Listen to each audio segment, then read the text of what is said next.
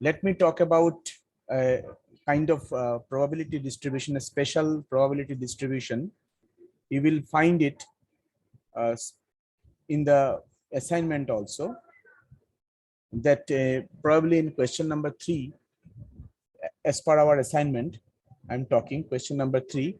I have already discussed one particular assignment, particular probability distribution, which is called uniform distribution. Okay, so let me talk about this. I think this particular discussion will also be helpful for you to solve the assignment. If at any point, if you have any doubt, you can unmute yourself and you can ask me. Do not write your doubts in the chat box, because I am not following the chat box. I am following the chat box only for taking assignment attendance, not for queries. So unmute yourself and ask me. Okay, so in the question number 3 of the assignment, you will find that I said that capital X, which is a continuous random variable,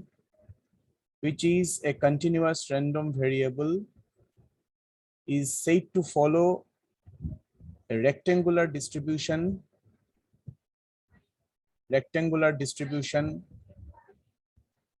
or it is also known as uniform distribution if its probability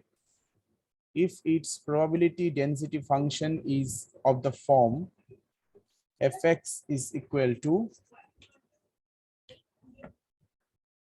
1 by b minus a, where the variable x lies between a and b.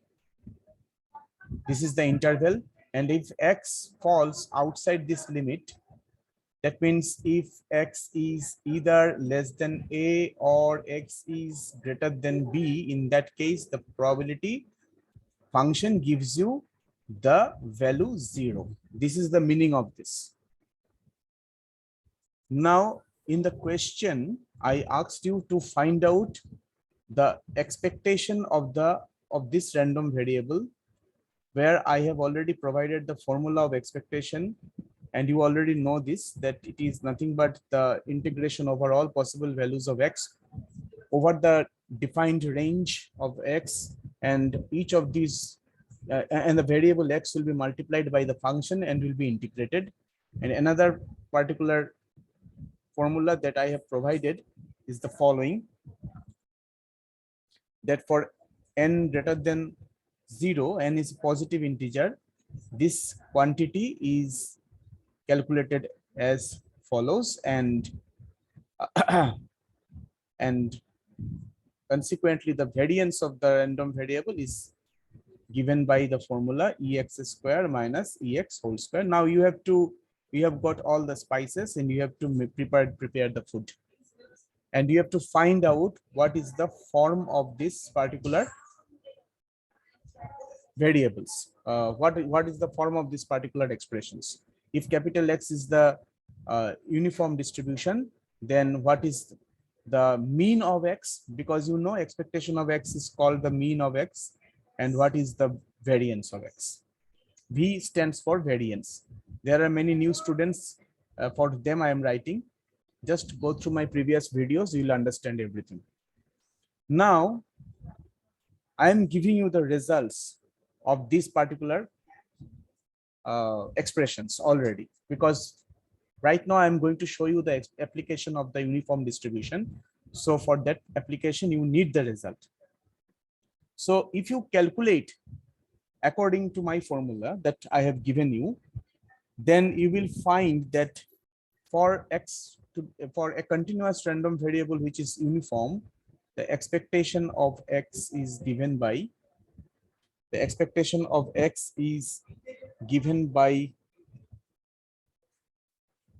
b plus a by 2. I am providing you the result. After doing all these calculations, you are going to get this result. Okay, so ex will come out as b plus a by 2, and variance of x is coming out as b minus a whole square by 12. This is the result for which you are that you are going to get for each of these for question number 3. But I am not showing you the calculation. Your job is to do the calculation. Okay. What I'm going to show you is the following. I'm going to show you an application of the uniform distribution. That means a problem. Suppose the problem is given as follows. If X is uniformly distributed, X is uniformly distributed with mean 1 and variance 4 by 3 and variance 4 by 3, find probability of X less than 0. Okay. Now here is a question that you have to understand. Here is a point that I must discuss with you. The point is that now you know that I am discussing the special probability distribution of continuous type. A continuous random variable has been taken into consideration. The structure of this particular problem will remain incomplete unless I mention that X is continuous. Why is it so? Why is it so? Because if I say that X is binomially distributed, automatically we understand that, okay, X is binomially distributed, that means it is discrete distribution. When I say that X is a Poisson distribution, we automatically understand that, yeah, fine, then X is Poisson distribution means it is also discrete. Whenever I say that X is a normal distribution, we say that, yeah, okay, fine, X is a continuous random variable because it is normal. But if I talk about uniform distribution, uniformly distributed, here I must write the word uniformly distributed. So if I say that X is uniformly distributed, then I must mention that X is continuous. Why is it so? The reason is the following. Because in discrete case also there is a uniform distribution. In discrete case, we can find an uniform distribution. Probably you do not know it, but you have done a lot of problems. Even when you started solving problems of probability, when you were first introduced to probability, then you have done problems on uniform distribution. But nobody mentioned that it is a uniform distribution. Capital X is a random variable which can take any value like x1, x2 up to xn. N values it can consider. If probability of each of these points are given by 1 by n, 1 by n, 1 by n, because there are n items, and each of these items are equally probable, and each of these items is having the probability 1 by n, then we say that capital X is uniformly distributed also. So this is called discrete uniform distribution. Okay, so if anyone gives you this particular problem and if he doesn't mention that X is discrete or uniform, then it is incomplete. The problem is incomplete. Here I must mention that I'm talking about the continuity. Otherwise, I will not be able to use these results. Okay, I hope that you have understood what I mean to say. This is the problem with uniform distribution. I have to mention that which uniform distribution I am talking about. Is it discrete or continuous? Okay, let's come to the problem. How to write the problem, how to solve the problem. Okay, I have not given the problem in the assignment, so you don't have to worry about it. We will write it in the following manner. We will say that given X is, we'll use the symbol. This symbol means follows. Okay, so we'll say that X follows uniform distribution in some interval. We do not know in which interval. We do not know that. X follows uniform distribution. It is written here that X is uniformly distributed. So X follows uniform distribution in some intervals. We do not know what is the value of A and what is the value of B. So our first job is to identify what is A and what is B. Very good. Then one extra information is given is that if X is uniformly distributed, then its mean is 1 and its variance is 4 by 3. That information is given. Now in the assignment, you are going to calculate this formulae. of Ex and Vx. Here I am going to use them. Now, since Ex is 1, since mean of x is given to be 1, this implies that E of x is equal to 1. And we already know from this formula that E of x is a plus b by 2. So that is equal to 1. In the question, it is given that variance of x is equal to 4 by 3. Now, it means that Vx equal to 4 by 3. And by the formula that is written above, it is b minus a whole square by 12 is equal to 1. And now we are happy because there are two unknowns, a and b, and we have got two equations. Our job is to find the solution of these equations. We will start So with it this. will be 4 by 3. Which not one? 1. Oh, yeah. The variance 1. Yeah, 4 by 3. You know that I'm very much prone to silly mistakes. Okay, because so in earlier cases also, students had to unmute themselves and to rectify me. So whenever I do any mistake, you just rectify. Yeah, I'm dependent on you. I'm very much prone to silly mistakes. So b minus a whole square by 12 is equal to 4 by 3. We'll start with equation 2. So equation 2 gives me b minus a whole square is equal to 16. Okay, and if I remove the square, we will get plus minus 4. So we have got the equation b minus a equal to plus minus 4, and equation 1 gives me a plus b is equal to 2. So we have got two equations. Okay, now where shall I write? Can I go to the next page? Yes, sir.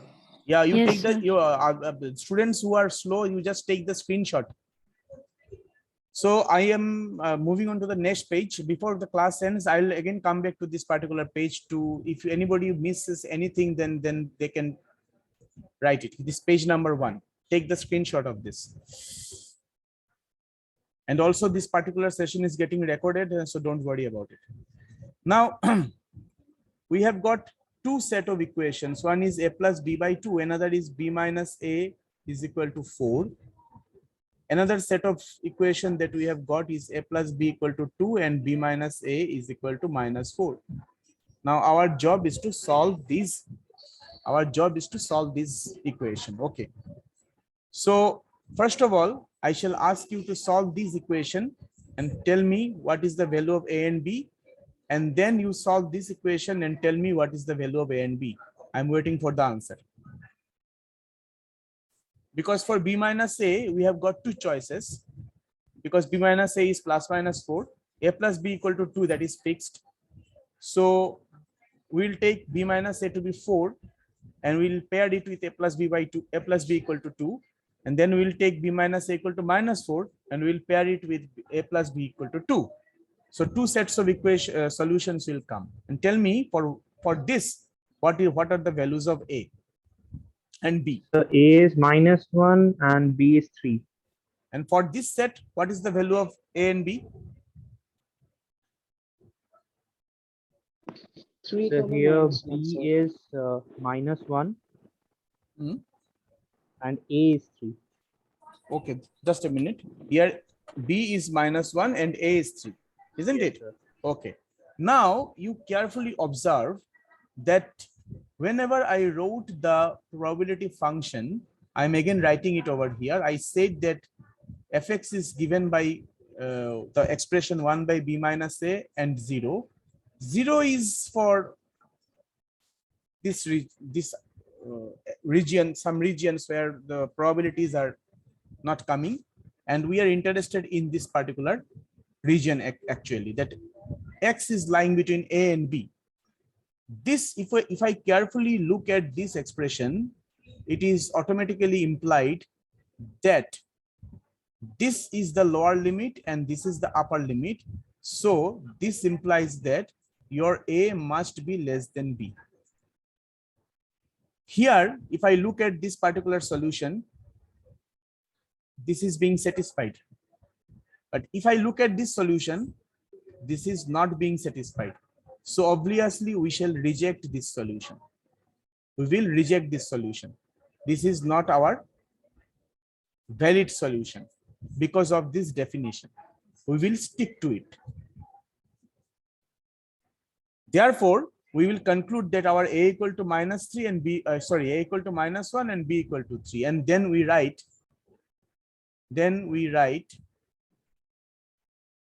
that fx is equal to, now it is 1 by b minus a. So this becomes 3 minus -1, where x lies between -1 and 3 and 0 otherwise.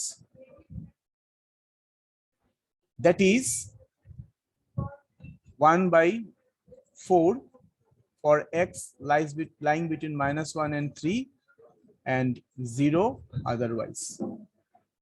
Otherwise means if x is less than or equal to -1 or x is greater than or equal to 3, the probability is 0. So we have got the expression for the probability function.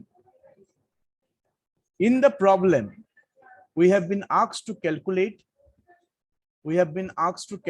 probability of x less than 0. Okay. So now we are supposed to find probability of x less than 0, and it can be found because the probability function has been found. In the question, you observe that directly they have not asked you to calculate a and b. So if you are not able to find a and b, you will not be able to do this portion. Now we'll apply the probability law for the continuous random variable. Therefore, probability of x less than 0 means, what does it mean? It means that we are going to integrate from -infinity to 0 of the probability function fx with respect to x. Now, if carefully observe that my probability function is only defined in this region. So if I write it in this manner, that I'm taking I'm breaking the integration from -infinity to -1 and then from -1 to 3. Okay. So -1 to 3. Then in that case, okay, one thing that I can do, if the integration was from -1 to 0, so I have to break it from -infinity to -1 and then -1 to 0. And if I do so, if I break it in this manner, then obviously the probability function in this particular, in the first integrand, the probability is 0. And the second integrand, that is dx, the probability value will be 1 by 4. Why?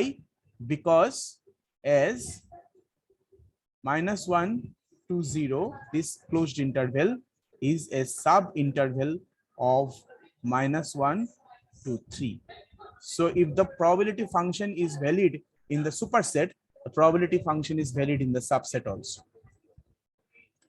Rest is very simple problem of doing integration, and you just integrate it. You don't have to do anything else. And let me see what comes out of it. So the answer is 1 by 4. This is your answer. So in this manner, we can deal with the probability function when the system is uniform, that is continuously uniform. Okay. Understood? You can take the screenshot of this. This is your page number 2. This is your page number 2. Now we shall move on to another problem. Another type of continuous distribution, which is also very important. And if you have the question paper assignment with you, then you just look at question number 4. Let us talk about question number 4. I hope that you have taken a screenshot of this page. The way by don't do silly mistakes like me. I'm a very bad student. But if you proceed in a sequential manner, term by term, line by line, carefully, then the problems that I've given in the assignment are very easy problem for you. Day before yesterday, one of the students called me personally, and she asked for a particular solution of a particular problem. She was stuck, and I just over phone, I told her how to solve this particular problem. Later at night, she sent me in details the solution of the problem. I even couldn't imagine that she could be able to do it in a finer way. The way I told her that particular solution, better than me, she presented it. And I was very happy with that. So the problems will not be difficult if you are careful enough. If you look at question number 4, you will find that in question number 4, I have discussed about another type of probability, continuous probability distribution, which is called exponential distribution. Now, exponential distribution has several forms actually. The form that I'll be using here is as follows. If capital X is a continuous random variable, exponential distribution in discrete case, there is no such distribution which is exponential. So we don't have to mention that X is continuous. So anyways, if X is a random variable,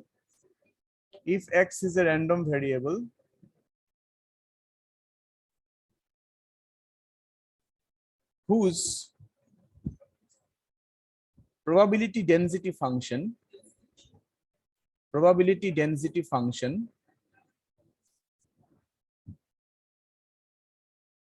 is given by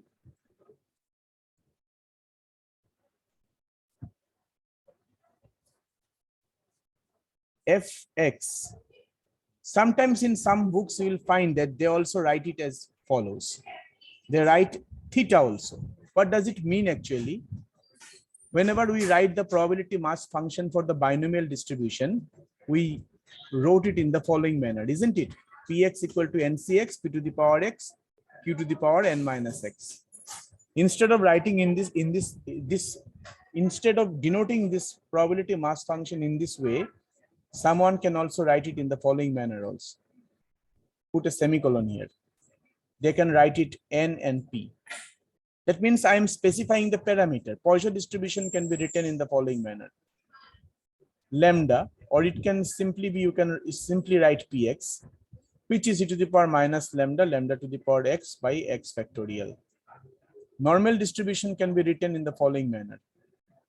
Mu sigma 1 by sigma root 2 pi e to the power minus half x minus mu by sigma whole square, or you can simply write fx. Uniform distribution can be written in the following manner. AB, which is 1 by b minus a. So whenever people write this, it means they are specifying the parameter. Theta is the parameter, okay, and x is the variable. So it is another type of expression by which you can write it. The question is, what is the form of the probability? The probability form is given as follows. Theta into e to the power minus theta x, where x is positive, x is greater than 0 and 0 otherwise. If the probability density function of the random variable is given in this particular way, in this particular manner, then we'll say that here I will put 0 is also x equal to 0 is also a valid case, so equality sign will be there. So if it is so, then we'll say that this particular expression is an exponential distribution.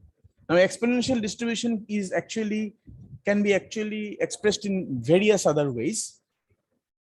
Whenever I'll be sending you a note on exponential distribution, you will see that there are other ways by which exponential distributions can also be written. In some books, you will find that it is written in the following manner also. People used to write it in this way. So there are many other ways. We will follow this particular expression for exponential distribution. In the problem, I asked you to calculate Ex of this and Vx of this.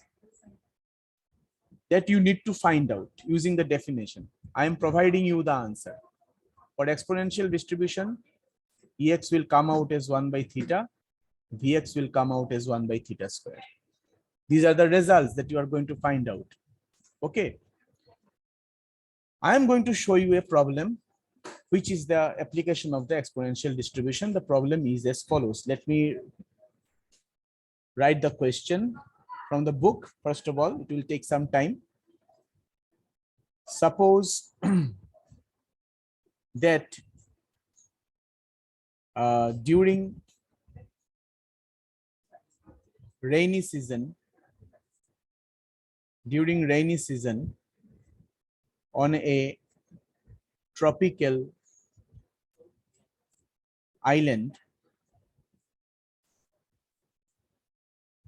the length of the shower has an exponential distribution with parameter theta is equal to 2, time being measured in minutes. Okay, what is the probability that a shower will last more than 3 minutes? A shower last more than 3 minutes. And the second part of the problem is as follows. If a shower has already lasted for 2 minutes, lasted for 2 minutes, what is the probability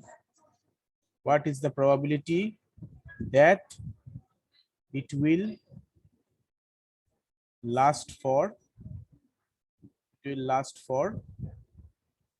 at least 1 more minute? It will last for 1 more minute. So this is the problem. Now in this particular problem, the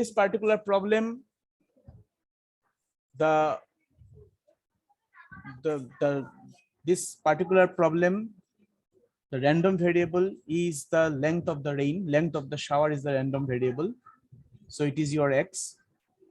And it is following exponential distribution. That is our assumption, because for doing the probability, you have to assume things. So this is our assumption. And as soon as we assume this, particular thing, that means your probability function then becomes, because the parameter is theta equal to 2, it becomes, if I follow the expression, 2 e to the power minus twice x when x is greater than or equal to 0 and 0 otherwise.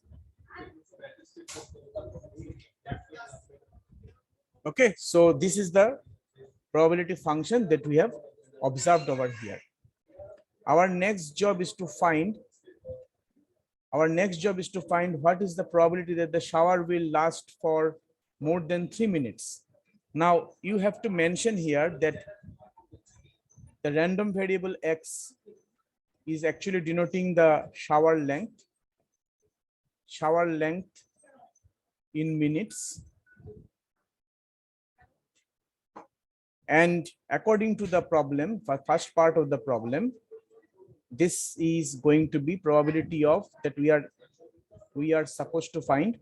We are to find the probability that x is greater than 3 because it has to last more than 3 minutes. Okay, which means that we are going to integrate.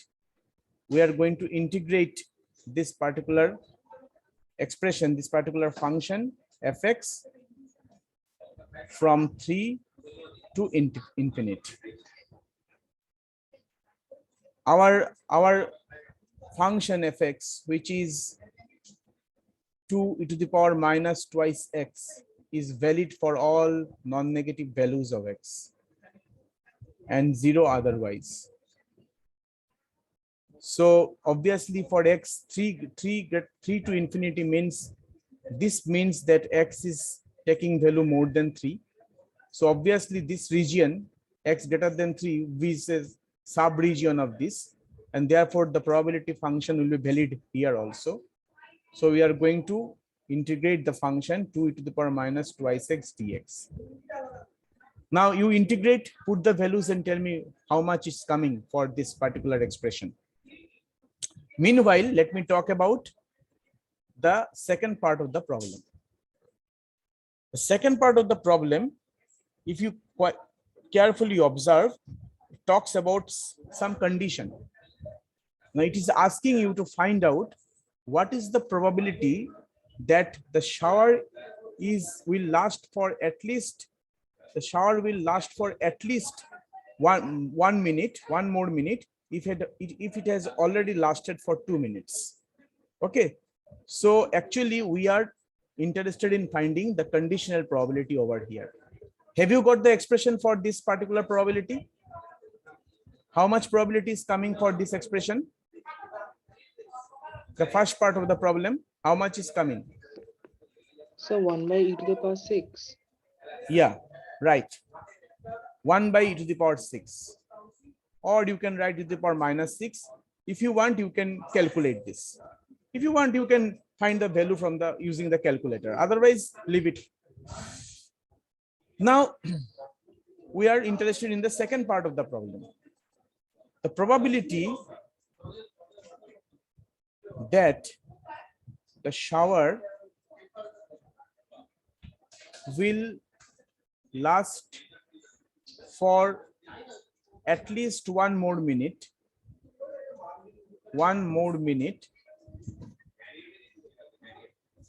if it has already lasted for 2 minutes.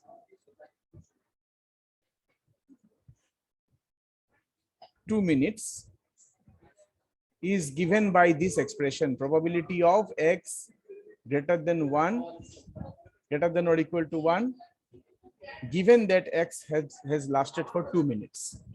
Now, if I apply the conditional probability rule, you can remember that probability of A given B is defined as probability of A intersection B by probability of B. This comes from the axiomatic approach. So here your A is this part, your B is this part. Now if I apply this, we will find that x is greater than or equal to 1 intersection x equal to 2 divided by probability of x equal to 2. Just try to correlate the two expressions. Now the numerator will definitely give you the point probability x equal to 2 because you are taking the intersection. X can take any value greater than 1. X is continuous, but we are taking these possibilities with intersecting with the condition that x equal to 2. So the ultimate outcome is x equal to 2. So in the numerator, we are getting probability of x equal to 2. In the denominator, we are getting also probability of x equal to 2. And therefore, the probability is equal to 1, which is quite obvious. which is obvious, which is quite obvious, because if it were not Cherrapunji, then where suddenly the cloud comes, rain starts and suddenly stops, then it is quite obvious that if the shower has lasted for 2 minutes, it is going to last for at least 1 more minute, because when you are moving and if you put a brake, not sudden brake, just brake, then gradually you come to halt, not suddenly. The sudden things are not being taken into consideration over here. So up to this, I'm going to discuss in today's class. The class is going to end also. Tomorrow we are going to discuss a bivariate distribution. It is already 16:53. So I'm stopping over here at this point. Let's meet tomorrow in our scheduled class. Move to the previous page if it's possible. Yeah.